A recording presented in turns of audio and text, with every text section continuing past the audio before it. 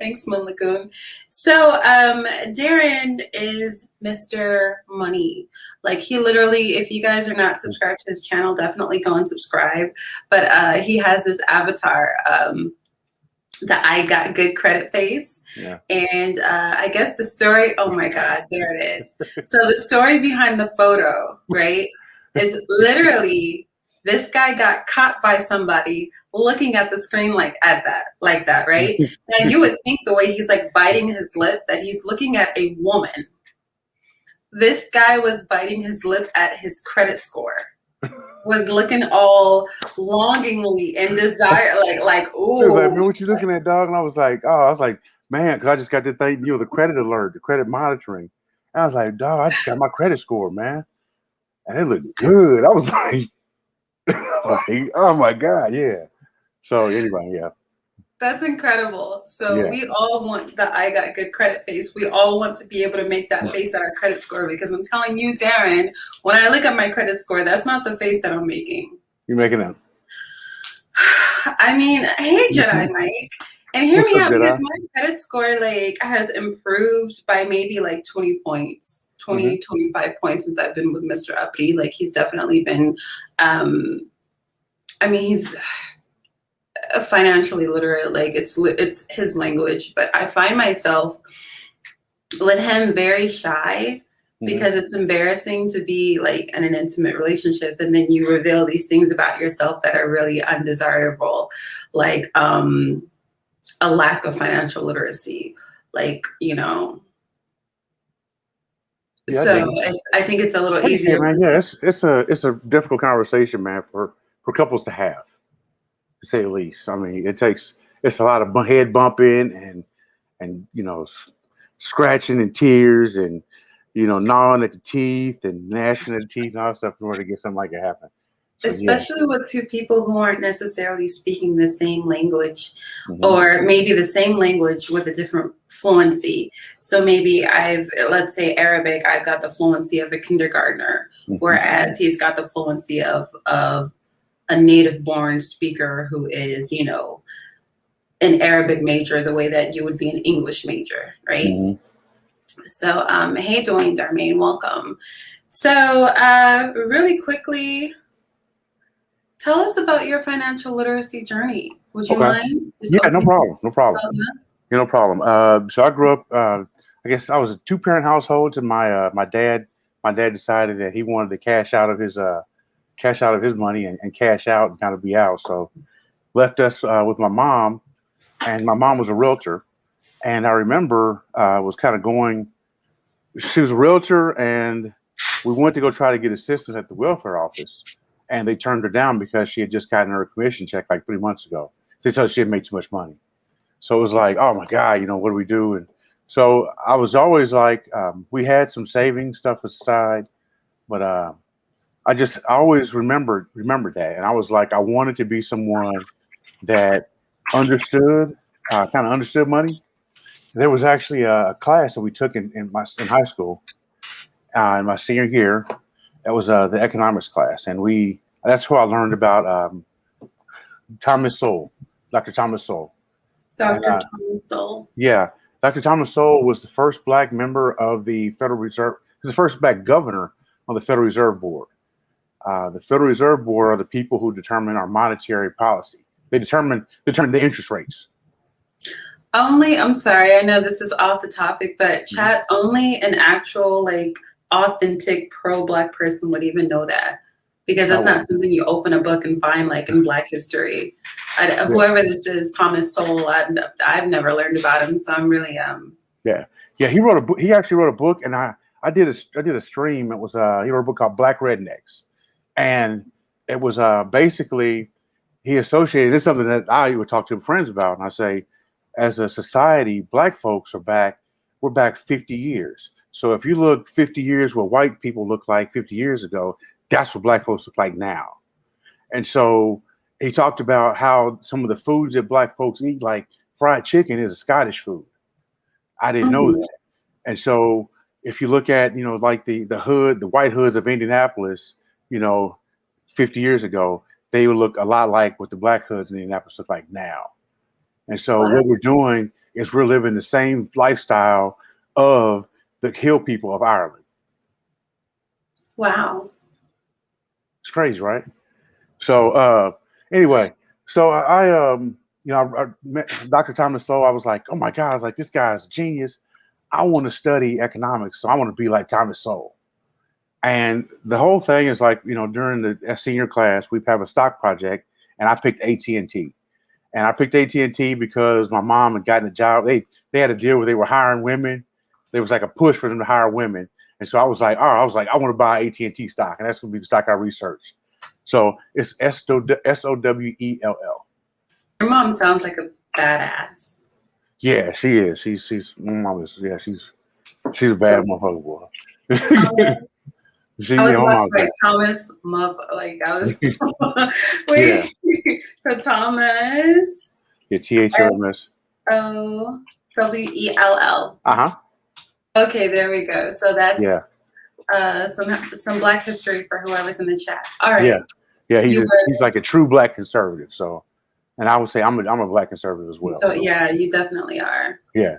It's kind of like, hey, it is what it is. We just got to deal with it and learn from your experiences, and then don't dig ourselves up. I mean, yes, we are due now. That he and I differ in the fact about reparations. I believe that we are due reparations, no matter what. It's period. We can associate. That's a whole other thing. But anyway, that's just where we differ. I'm with you. So anyway, I picked AT&T stock, and AT&T actually did a spinoff during that time, and so my stock turned from AT&T into AT&T, into Verizon, into I think it was a couple other long distance companies that sold long distance services. And what happened? The reason a stock spinoff is where you have these large companies that have become these large conglomerates. So, as an example, like Amazon.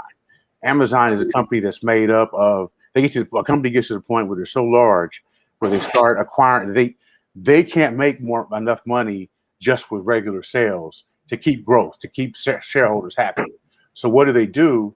Is they say, all right, we can invest this money that we have in cash and try to come up with a new product, some new product or idea, and make more money, or we could go out and buy a company that does that and make more money with that. And so the companies like that this Amazon bought like Whole Foods as an example. Yeah. Let's say Amazon right now, their share price is like $3,000 a share, and they just announced a stock split. But let's say they decided the Whole Foods line really grew really, really strong, right? And they decided we want to spin off Whole Foods. So what they would do is, if you owned a share of Amazon, not only would you get a share of Amazon because you're owner of the company, you would also get a share of Whole Foods.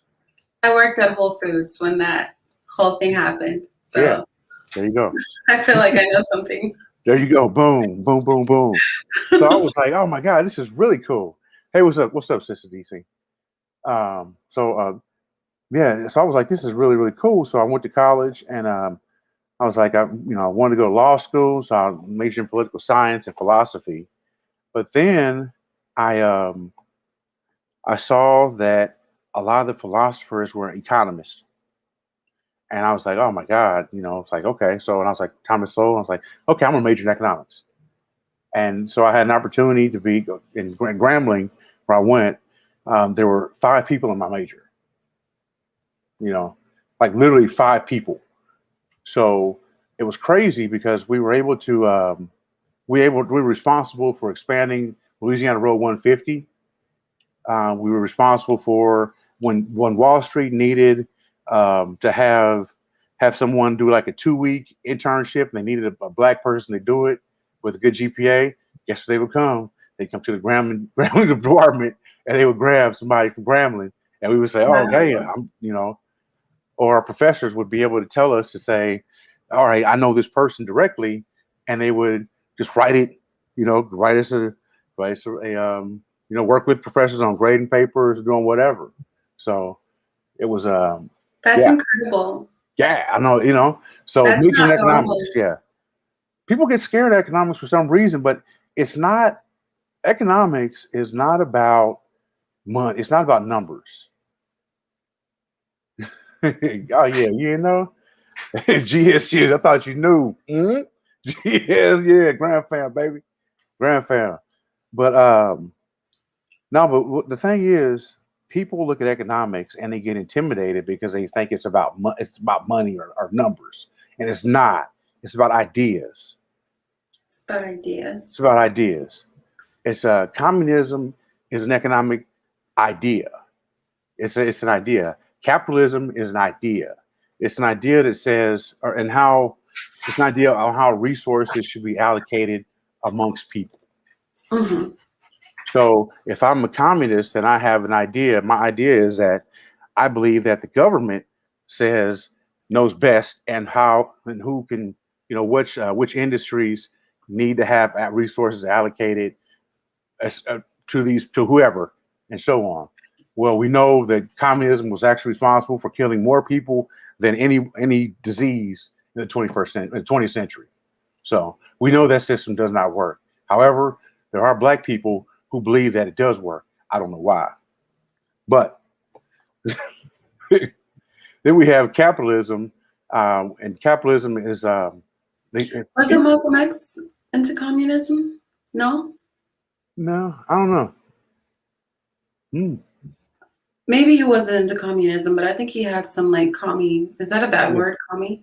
No, I don't think so. I mean, if you're a communist, you probably isn't. I don't know if it's a slur or not. Yeah. He had some communist. Never mind. Yeah, man. I call somebody a commie all day and won't care about it. So, well, yeah. Hey, what's up, Grandmaster Troll? Hey, GMC. Yeah, millions. Dwayne said, yeah, millions, man. Yeah, millions of people were killed because of communism. I mean, people had to eat their children in Ukraine, Lithuania because of communism. You know, the government decided that they wanted to. Now, for the next 5 years, we're only going to make 1,000 bales of grain per hectare, right? Well, what if there's a growth spurt, or a surge in births? Yeah, like the baby boomers, right? Well, the way communism works is, no matter what the government says, we're only going to have these many seeds. We're only going to produce these many bales of hay. We're only going to produce this much wheat. Period. And it's against the law to try to produce anything else.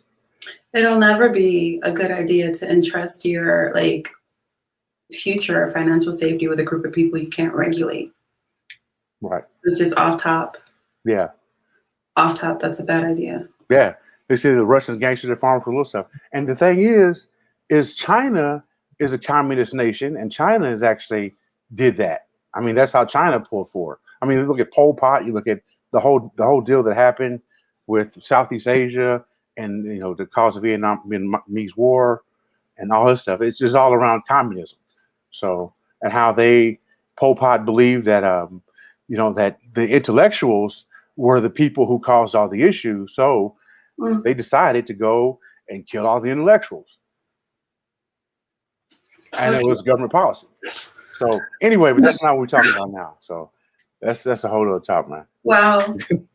Yeah, demonetize Uppity, man. Y'all need to go on and slap her Cash App. You know what I'm saying? Y'all sign something. Uppity Unicorn, I think, man. Slap her Cash App, man. Hook her up. Will, GMT, I'll be reapplying in like a week or so, I think. I think they allow me to reapply on the 9th. So what we are, if you guys are just now getting here, please go ahead and like the video. But basically, I'm hearing some feedback. Is that me? No, it must be me. Mm-hmm. So we are talking about Darrin Marion's financial journey, right? Because we obviously have among us a high value man, right? So he was the first on YouTube to have that certified high value stamp on his face. You know what's funny, Darrin? I've seen people use that. You have? I have. Wow. Darrin, I've seen it on TikTok. Wow. You mean this one right here? The emblem, the stamp. So certified high value man, There you go. This is him, right? I'm telling you, I have seen that thing other places. So people see you. I mean, it's crazy. People see you. It's like you may not have the numbers or this and that, but people freaking see you, and they, they hear you, they know you. So Darrin was once, what were you, the #1 banker? Yeah, so I worked in banking. I worked for Charles Schwab. I actually helped Charles Schwab. I helped Charles Schwab develop the way that they gave advice after the .com bust. Charles Schwab. Yes, Charles Schwab. Charles Schwab at one point in time was I think now they're the world's largest discount broker. So it was my first job out of well, actually, it was my second job out of college. My first job out of college was working at U-Haul. And I wore a suit every day. I think I remember I said I wore a suit every day to U-Haul like I was going to be a stockbroker. And they would be like, why are you wearing a suit? And I was like, anyway. So yeah, you said people thought you ran the company. Yeah, they thought I ran the company, man. So I ended up getting a job as a stockbroker.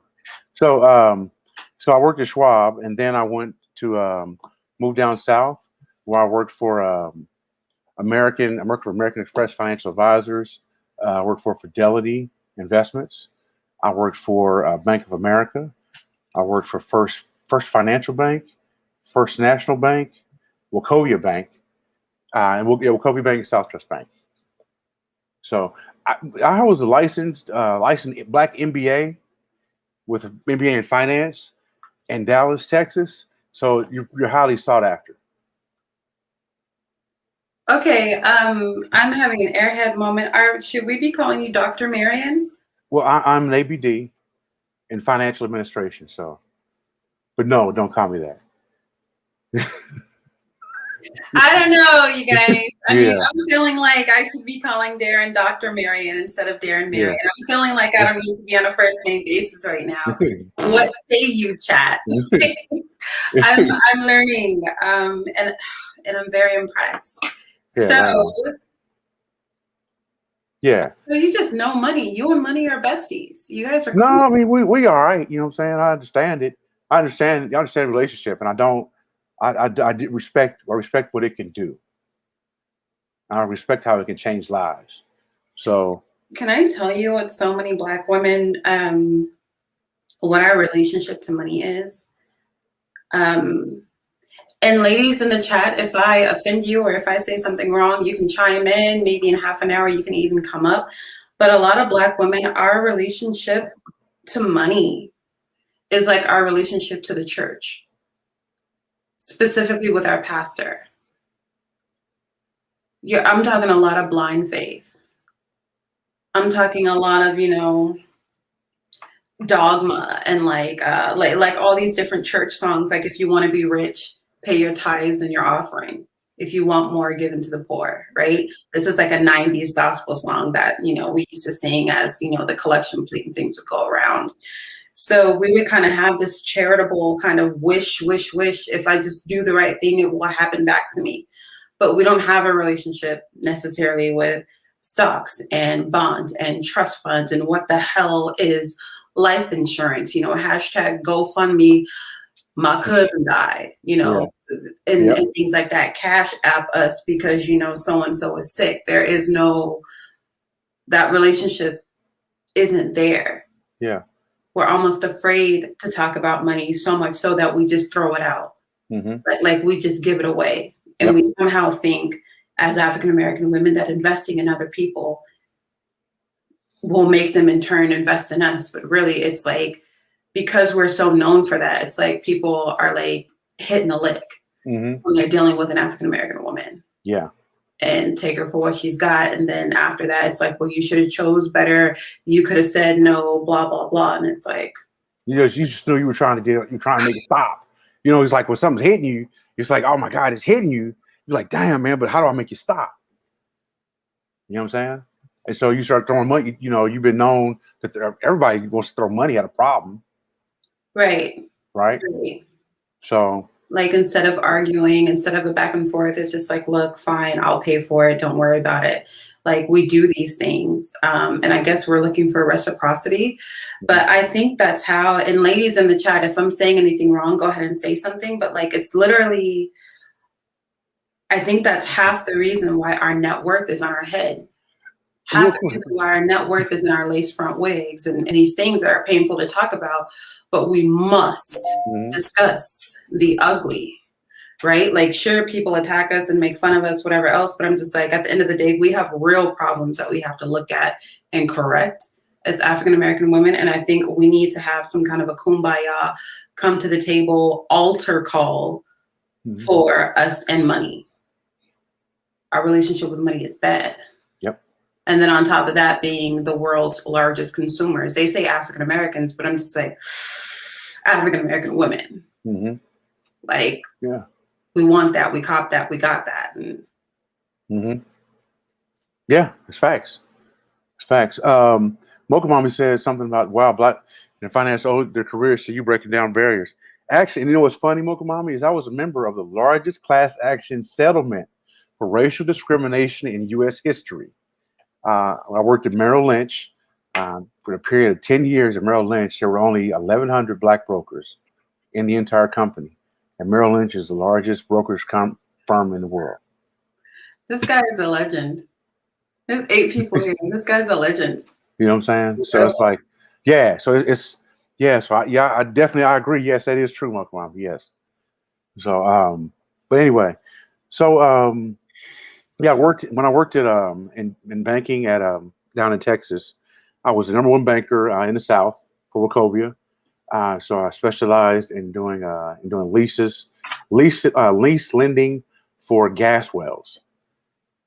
Lease lending for gas wells. That doesn't even translate in my head. Like I don't get what it is. Right.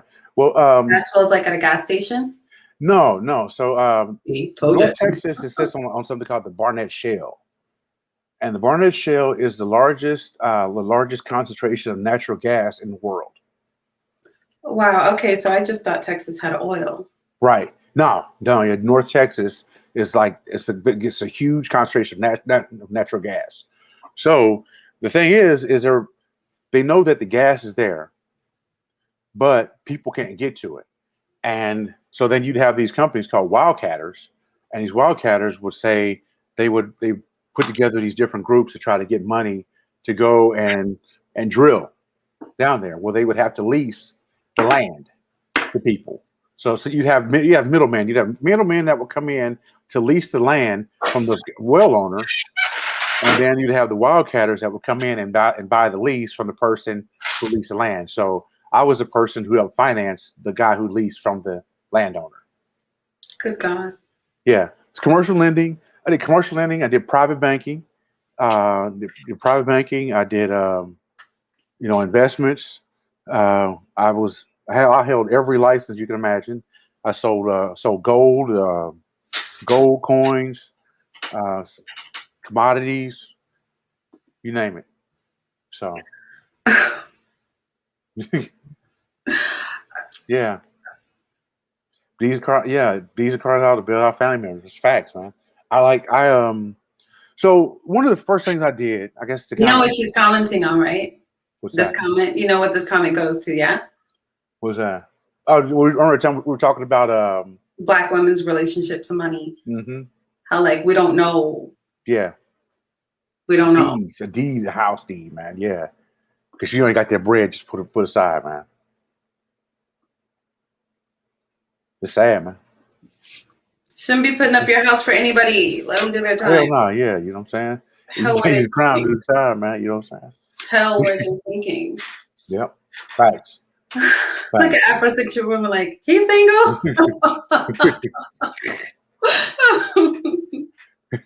So, man. Tell me about being a stockbroker. You know what? Afro-centric, I'm looking at this real quick. Afro-centric, YouTube, sometimes YouTube just does that. It just puts people in timeout.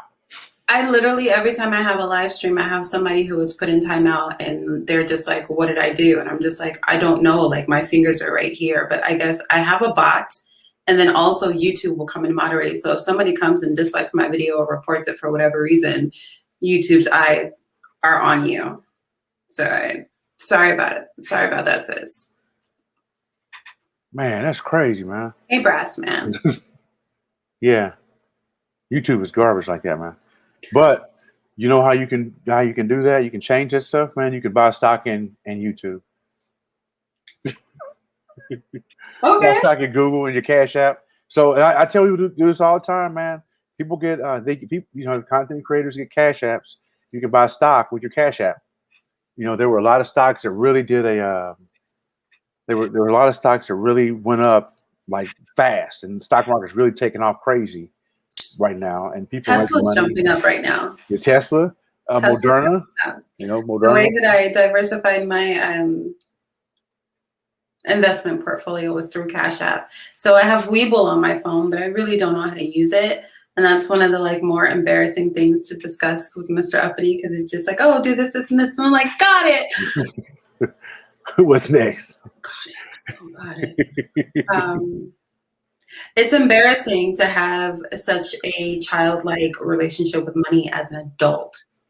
Mm-hmm. You know, like it's actually humiliating. It's actually like you want to hide it.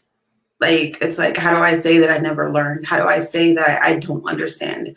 How do I say that these interest rates and blah, blah, blah, like what even is a good interest rate? Mm-hmm. I don't know. But yeah. Yep. Well, so yeah, Mocha Mama, yes. AMC, GameStop, go artificial. Yes. That's the thing is there's a rule that we have. There's a rule we have in investments is bulls can make money, bears can make money, hogs always get slaughtered. And then there's another rule is that small money is always wrong. So when you see the small money people started talking about things, meaning the individual investor, meaning look to see what black people start buying. When black people start buying it, that's when you need to start selling it. And let's just be honest with you. Okay. Just to be honest with you, and that's because there's some people like they won a Nobel Prize. It was Professors Miller and Modigliani, and it was something called the efficient market theory, right? And basically, the theory states the more that we know about certain markets, the less chance there is to find arbitrage. Okay, so arbitrage is where we're able to find like a good discount. Like if you go in and you find some nice earrings on sale somewhere, that would be some nice blue earrings. You find them on sale. Normally they'd be $5 here, and except for $2 here, right? So with arbitrage, you would buy them for the $2 and take them over and take them back and exchange them for $5 ones there. And so that difference is the arbitrage. Now, that knowledge that you have about that sale, that's what the efficient market says. The efficient market theory states. So we have companies that are large cap companies like Walmart, General Motors, etc. We don't know a lot of information about. I mean, we know a lot of information about. We know if Walmart, if there's a mirror that falls on a baby's head in the Walmart bathroom. We know if somebody slips and falls in the Walmart. We know it. So there's less chance for us to find a sale or a discount or deal buying Walmart stock, right? Right. Then you have certain companies, that's called a large cap company. Then you have companies that are called mid cap companies. And the mid cap company would be something like Moderna right now.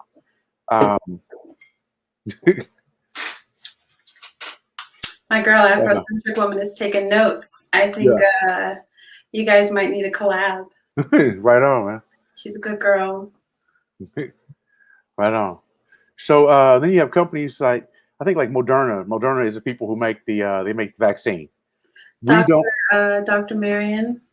What's that? It says spell that A word you just mentioned. Is it efficient market theory? No, there's a word that's arbitrage. ARBITRAGE. Arbitrage.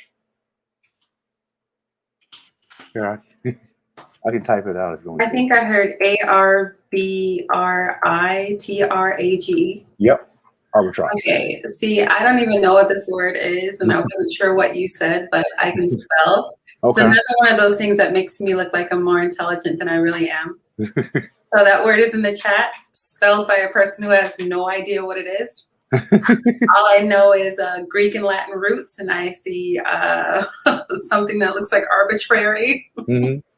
Yes, it's a difference, right? You know, so yeah, so but yeah, so like Moderna, like we know a lot about Moderna. We don't know as much about Moderna stock as we would as a company as we would about Walmart or Pfizer or Eli Lilly, as an example. So there's more of a chance for us to find a discount or a deal of companies that are that size. Then you have small cap stocks, and small cap stocks. You think, what's a small cap? Small cap would be like Universal Insurance Holdings. Usually, small cap companies are going to be something that they're going to be like under $20 a share. They're going to be right from $20 to $5 a share. So if you go to buy it on stock market, go ahead. So is that still good advice when Black people start buying it, start selling? Is that still good advice for 2020? I mean, I would say yeah, man. Okay. I would say yeah, because I mean that's the rule that always applies. Small money's wrong. Big bank, take little bank. Yeah. Small money's wrong, man. They don't know. So as a collective, if Black folks don't know not to go to a payday loan place, or if they don't, you know, if a payday, as long as payday loan places are still in business, then don't buy what Black folks are buying. Mm-hmm. I've literally never gotten anything. At least I can say that I've not gotten anything. I've never done a payday loan in my life. Yeah, well, that's a good move. Good move. That's like 3,000 or 4,000% interest. I mean, my net worth's still $5. So. You know, it's funny. That's how we started. That's how we. Yep. Coin banking. Yeah, there you go, man. Is that? There we go. What's LVMUI? It's in the dumps because of Nas and Jay-Z. Mm-hmm. What's that? I know. I think CoinBank is where is an exchange where you can buy and sell stocks on CoinBanks. I'm gonna look them up, man. So I figured that I almost said white. I figured out the YouTube timeout thing. They don't like when I use the same emoji multiple times. Yes, they think that it's spam. There you go. Yeah. See, well, Afrocentric Moment can figure that out, man. I know she figure that out quick. You know what I'm saying? That's SEO potential. SEO potential all day, man. That's for real. So, then you have the penny stocks, and I totally say avoid those at all costs. And that's because we know nothing about those companies, and there's usually pump and dump schemes. So even though a share price might go up $1, $2, or 25 or 30 cents, you know, in one day, that doesn't mean anything. That just means that they could have a lot of people that are buying it because there's some news that somebody came up with. They're not as highly regulated as companies that trade on the larger exchanges, etc. So they're just generally a void. So. So I gave you what my take is on why. Sorry, crypto right there, man. What does it say? Oh, okay. Mocha Mommy with a good input always. Mm-hmm. So I gave you my take on what's wrong with African American female finances. What's your take? What do we do wrong for all the Black women who are in the chat who have an ear to hear this? You don't listen. I mean, listen. When I say listen. When I say not listen, that's not because their voices. It's that voice inside. There's that little small voice inside that says do this or don't do that. And when we don't listen to that little small voice inside of our head that says don't do this, don't give this guy this money, don't go, don't bail this guy to jail, don't do this. That's it. We're not listening. So we start off by listening to that little small voice, and what that little small voice says. We struggle saying no. Yeah. See, you know what, DC? That's right. A lot of cannabis stocks are in the penny stocks, right? And you know why? It's because we don't know a lot about them. So something I used to always tell my clients who traded options, I would say, if you want to gamble, go to Vegas. At least you get a trip. So yeah, they're penny stocks. You might. Somebody says you may hit. Well, you know what? You might hit if you put $50 in a slot machine, and then you got some cheap vodka. You know what I'm saying? So I'm just saying that's what happens in Vegas when you're sitting there at the slot machine. They bring you cheap vodka, and just sit there and just do like this, and they keep bringing cheap beer, cheap vodka. So money that I would put into a cannabis stock right now that is not.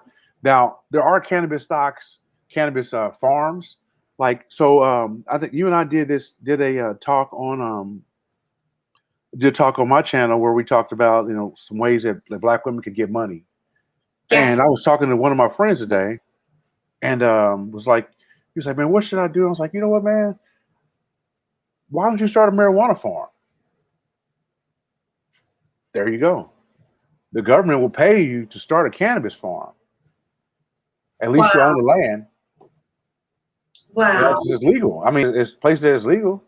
So if you're there's 18 states now where cannabis is legal and the production of cannabis is legal. I know in some states the production of hemp is legal.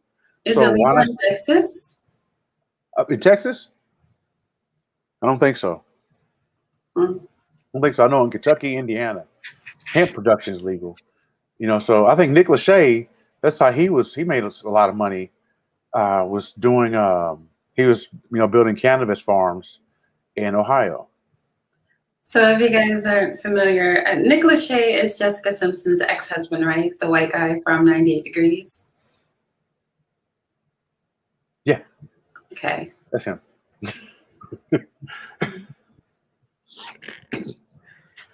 Yeah. So the important things about him, and I just know the airhead pop culture things.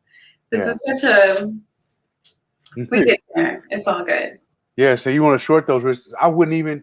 The thing is, right now, Mocha Mommy is talking about shorting investments. You talk to people about shorting things that don't understand the difference between a market order and a limit order. I don't even know those terms. I couldn't define them. If it was that's the field. You talk about shorts and short sales and short squeeze and things like that. And it's like, people don't know the fundamentals of things. So Mocha Mommy's advanced. Yeah, Mocha Mommy, she gets it. You know what I'm saying? I tell people all the time I graduated, I got my master's degree in leveling up from a Shira Star Goddess, Shira 7-1, and that when you want your PhD, you subscribe to Mocha Mommy. She gets Mocha it. Mommy rocks, you know what I'm saying? I like Mocha Mommy, man. Yeah, she likes you too.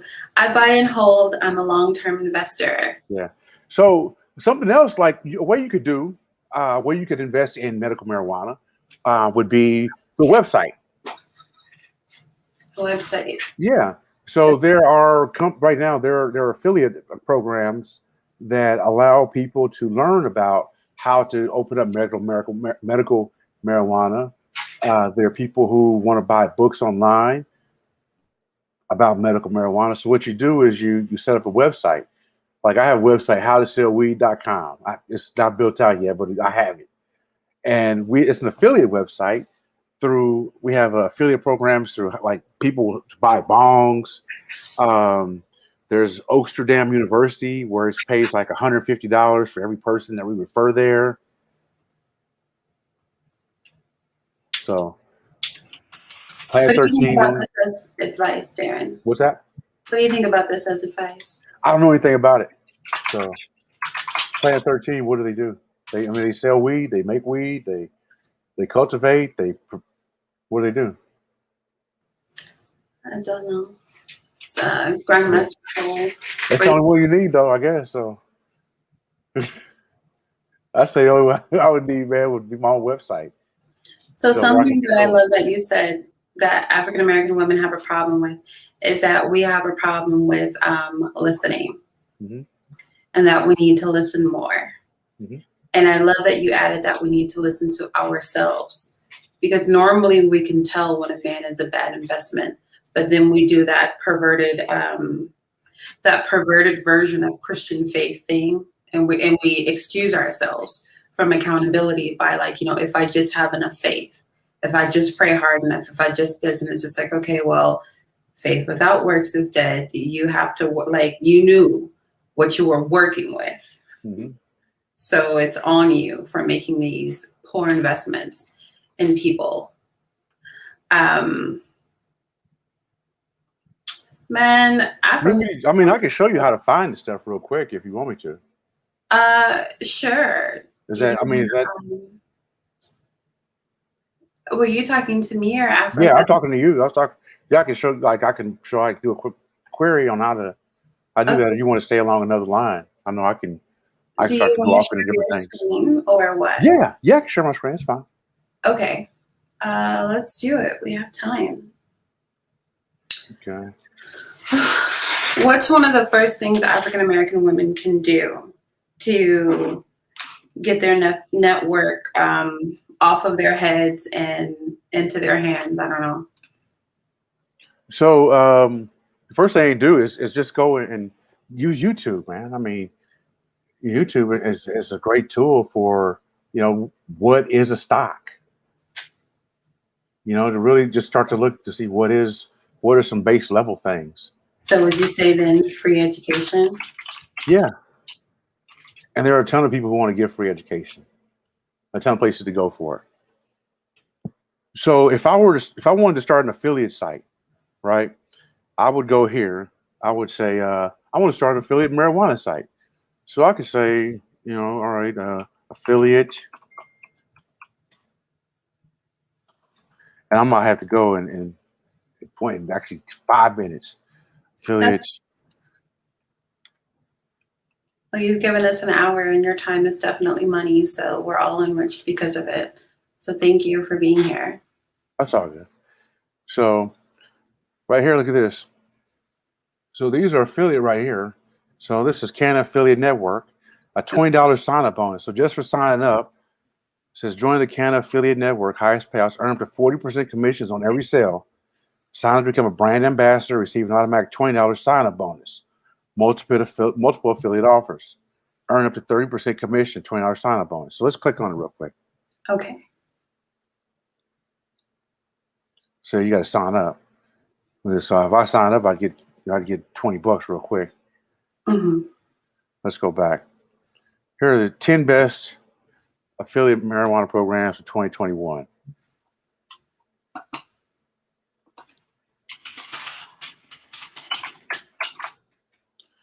So what you could do is actually go to these different sites.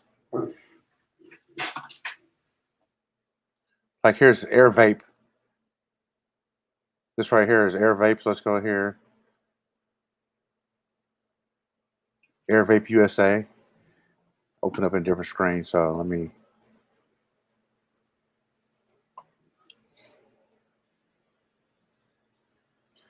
So I scrolled it. Yes. Come on now. So this is the way people who are buying medical marijuana are going to be vaping it, right? So this is a way you can make money on the offshoot. So go down here to affiliates.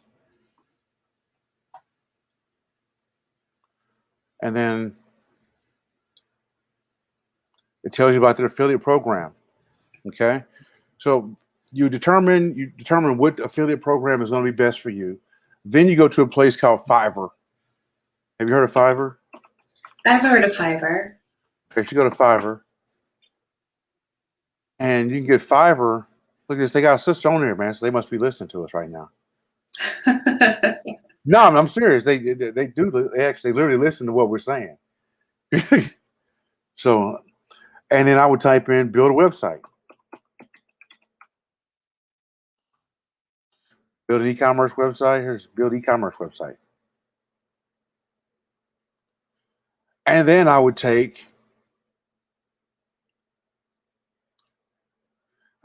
want somebody with a lot of reviews. So we look for the person with the best reviews and we'd have them build a site for $50.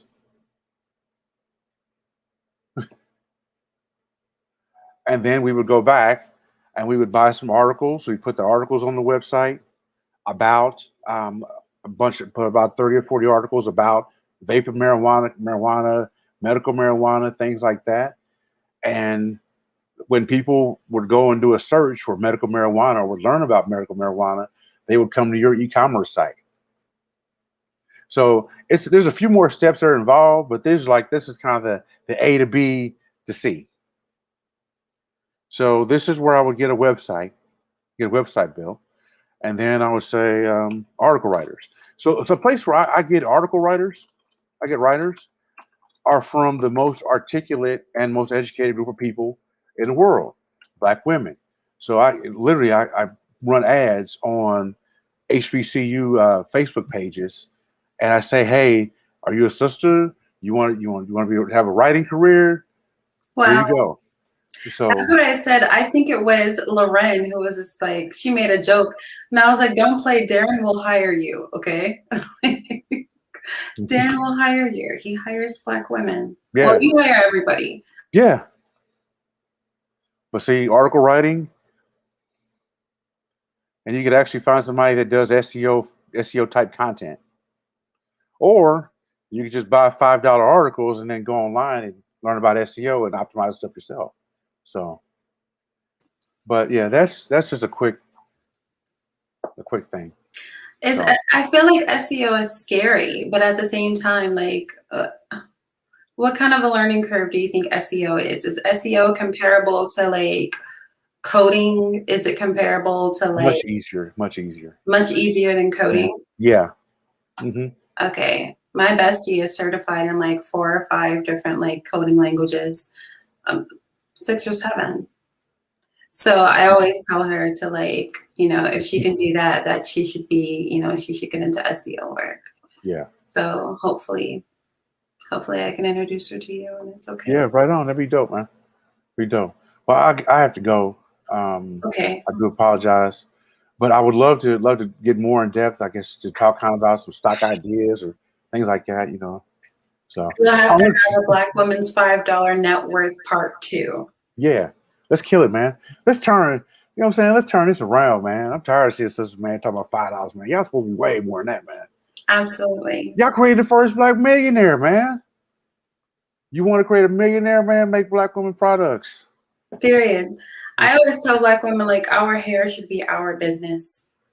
Mm-hmm. Our hair and our nails, at least. Yep. Nothing else, and that's enough. That's enough. Big facts. So I'm not going to hold you hostage. Thank you so much for being here. If you have any wrap-up things you want to say, go ahead. I know, yeah, go ahead and subscribe to Blurred Planet too. I get like 50,000 watch minutes on that channel, and I don't even have 500 subscribers. That's crazy, man. That is. You think the issue is student loans? Oh, no, not really, because student loans are something, see, we could go into that next time. Next time, because I have yeah. That's crazy. Afrocentric, you guys, because she's a content creator, you guys might actually be able to do that on your channel, Afrocentric. What do you think?